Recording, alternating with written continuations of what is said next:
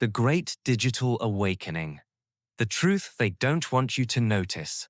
In this final part of the series, entitled Reclaim Your Reality, we cover intentional living, well-being, and a humane future. Let's delve into it. Chapter 15. The Ethical Imperative, Regulating AI and Digital Spaces.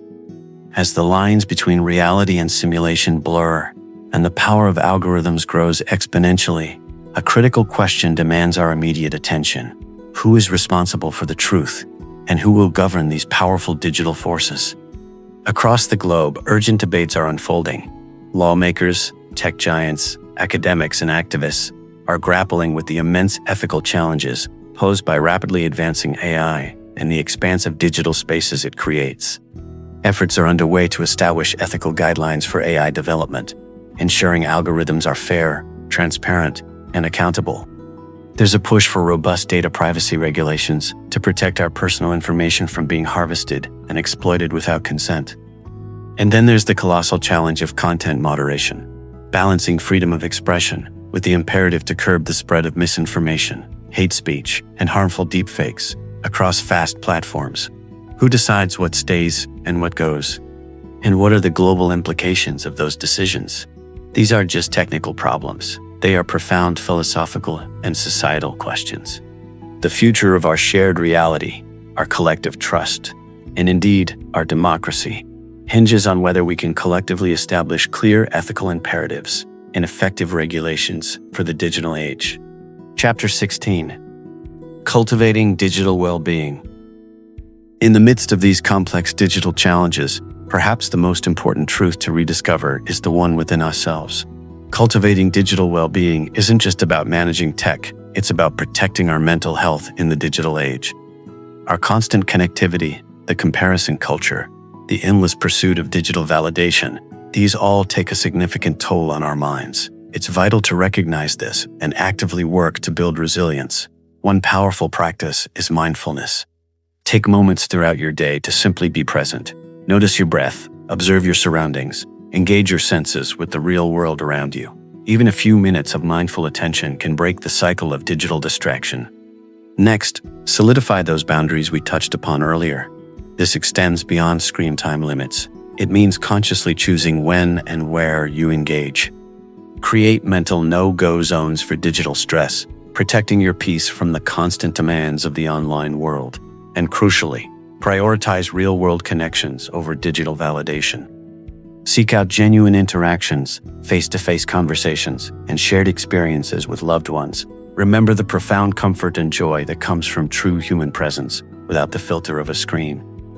By intentionally cultivating these habits, you are not just managing your tech use, you are nurturing your inner peace, protecting your mental well-being, and strengthening your authentic self in an increasingly noisy world. This is the foundation for reclaiming your reality. Chapter 17. Empowering critical media literacy. Individual practices are powerful, but for society as a whole to thrive in this complex digital landscape, we need a collective upgrade. Empowering critical media literacy. The ability to dissect information, to understand its origins, and to critically evaluate its claims is no longer an optional skill. It's a fundamental requirement for informed citizenship, especially starting from a young age. This means comprehensive education on how to identify rhetorical tricks, understand cognitive biases, and differentiate between opinion, fact, and outright fabrication. It's about teaching our children and reminding ourselves to ask tough questions. Who benefits from this information? What evidence supports it? What might be missing? It's about empowering every individual to be their own fact-checker, to trace sources, to recognize the subtle manipulation tactics of algorithms and bad actors alike. It's about building mental muscle against the infodemic. When a society is critically media literate, it becomes far more resilient to the divisive power of echo chambers and the insidious spread of misinformation. This is how we collectively strengthen our grip on truth. Chapter 18. Building Resilient Communities. While digital literacy equips us individually, we are, at our core, social beings. One of the most powerful buffers against digital manipulation and isolation lies in rebuilding and strengthening our real-world communities. Digital spaces, as we've seen, can fragment us. They can make us feel perpetually connected, yet profoundly alone. But physical communities offer something irreplaceable: shared purpose, mutual support, and a tangible sense of belonging. Actively engaging in your local community, whether it's volunteering, joining a neighborhood group, participating in local events, or simply getting to know your neighbors, creates robust support networks. These connections aren't curated by algorithms. They're forged through shared experiences and genuine human interaction. These strong community ties provide a critical buffer. When you have trusted sources of information and support within your immediate environment, you become less susceptible to the divisive narratives and manipulative tactics prevalent online. It fosters shared understanding and facilitates collective action on issues that truly matter to your local reality. Reinvesting in our real-world communities means building resilience from the ground up. It means creating spaces where empathy can flourish naturally, where diverse voices are heard directly, and where our sense of belonging is rooted in something far more tangible than a screen. Chapter 19. Advocating for a more humane digital future. Individual actions and community ties are crucial, but for lasting change, we must collectively demand a more humane digital future. This isn't just about opting out, it's about advocating for a better design. The systems that govern our digital lives are not immutable. They are products of human design, and they can be redesigned. We have a collective voice, and it's time to use it to push for ethical tech design and responsible platform governance. This advocacy takes many forms. It means making informed consumer choices, supporting platforms and products that genuinely prioritize user well-being and privacy. It means political engagement, contacting your representatives, demanding legislation that holds tech companies accountable for their impact on society. It also means sharing your informed opinions, not just in echo chambers, but in wider conversations.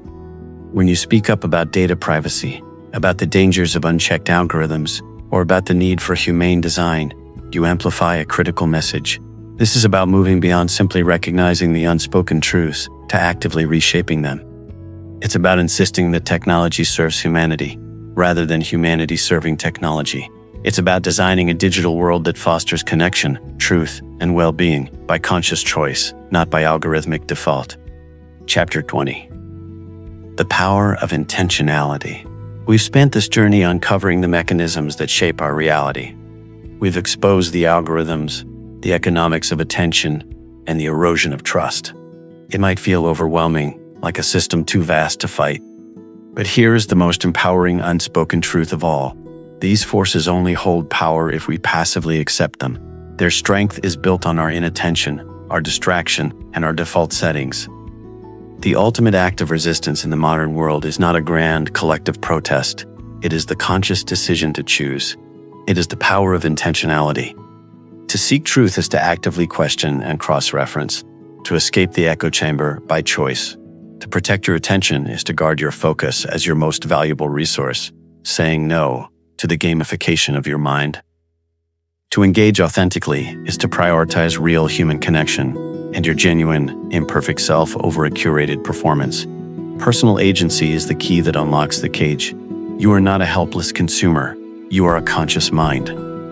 Starting now, every choice, what you click, what you share, where you spend your time, and who you choose to believe, is a powerful vote for the kind of reality you want to live in.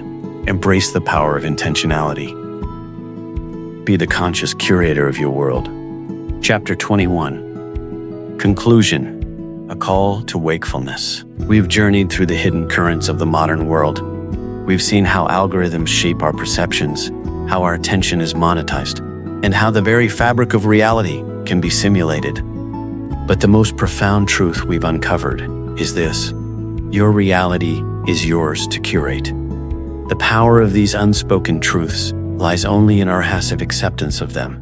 But now, you have the knowledge, you have the tools, you have the agency to choose a different path. Step back from the endless scroll, look up from the glowing screen, observe the world around you with fresh eyes, with critical thought, and with an open heart.